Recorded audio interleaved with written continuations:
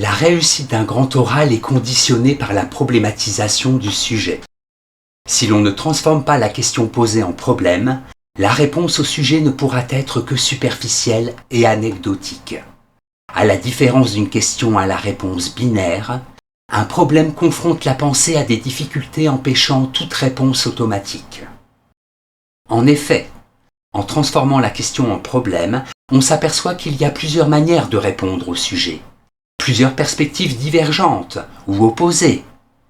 Pour traiter le sujet, il faudra donc examiner l'intérêt et les limites de chacune de ces perspectives.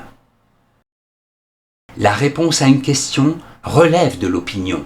Le problème, lui, relève de la réflexion, c'est-à-dire de la pensée. Il ne faut pas vous contenter de poser une question. Il vous faut soulever un problème, répondre à une problématique. Une simple question est souvent concrète et spécifique, avec des circonstances ou des variables définies. Par exemple, comment réduire le taux d'inflation dans une région donnée ?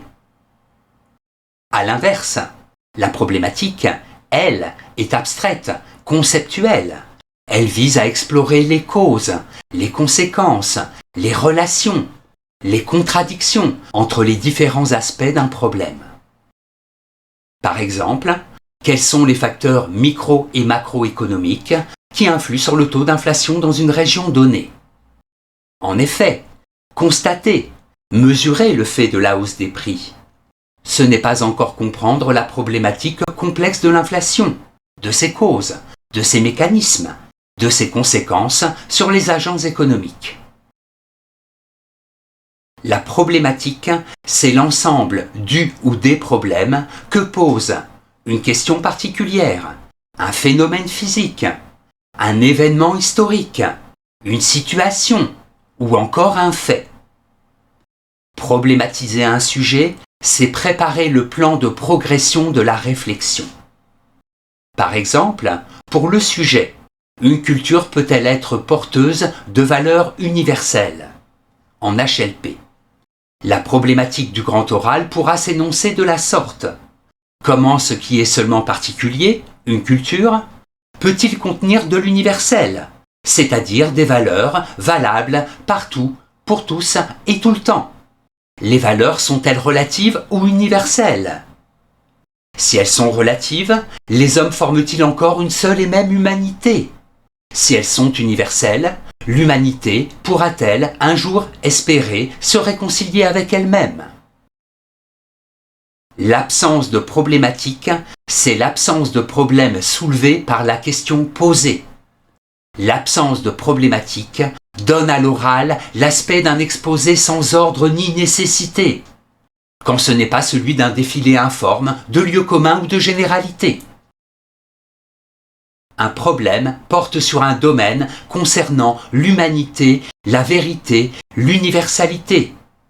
Un problème ne renvoie jamais à une simple question de fait, question portant sur l'existence de telle ou telle donnée toujours contestable.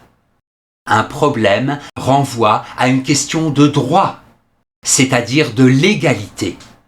Un problème renvoie à une question de devoir, c'est-à-dire de légitimité, d'obligation. Un problème renvoie à une question d'essence, c'est-à-dire de définition. Un problème renvoie à une question de nécessité, c'est-à-dire de contrainte. Par exemple, peut-on cloner un homme en spécialité HLP, SVT ? Il faudra d'abord poser des questions de fait. Est-ce qu'on dispose actuellement des techniques pour le faire ? Ou est-ce que la législation en vigueur dans tel ou tel pays autorise le clonage ? En dernier lieu, il faudra se poser des questions de droit. Est-ce que c'est moralement acceptable ? Est-ce qu'il serait juste d'autoriser la pratique du clonage ? Faut-il la réglementer ? En résumé, une question invite à une réponse immédiate et binaire, tandis qu'une problématique représente un cadre conceptuel plus large et plus profond. Une problématique interroge les fondements, les causes, les conséquences d'une simple question. Une problématique invite à proposer des solutions voire même des résolutions. Merci pour votre attention, à bientôt peut-être.